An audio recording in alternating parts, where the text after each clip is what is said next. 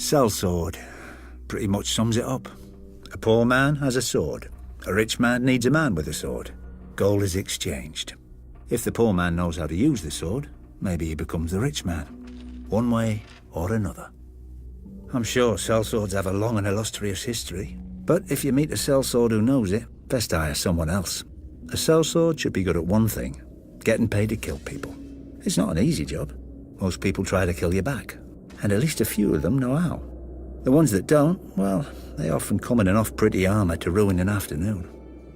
A lot of high lords turn their noses up at sellswords. They say they can't trust a man who sells his allegiance to the highest bidder. I don't blame them. Much cheaper for them to own an army from birth, either by people being on their lands or by their ancestors swearing a few oaths. But here's the thing. No sellsword has ever fled from the winning side. If your hired companies are running away from you, it's because you're not on that side, and you didn't pay them enough to die with you. Not that you could. Sellswords don't get rich dying for their lords. Sellswords don't really get rich. Some of the Eastern companies on Essos do fine. The Golden Company, the Second Sons, the Windblown. Always a bit of fighting to be had in the free cities, even if those merchant princes can be as tight as an old man's cunt.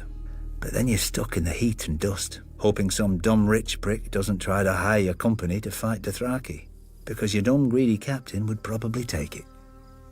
Hedge knights, now, are a different breed. Take a sellsword and remove the sense. They get their name from where they sleep, under the edges of the Seven Kingdoms, in ditches, in stables. They don't have the family name or the purse like real knights, so they spend all their money on armour and a horse, and ride in tourney after tourney in the hope of impressing some lord or winning some prize. One loss, and a lot of them are ruined.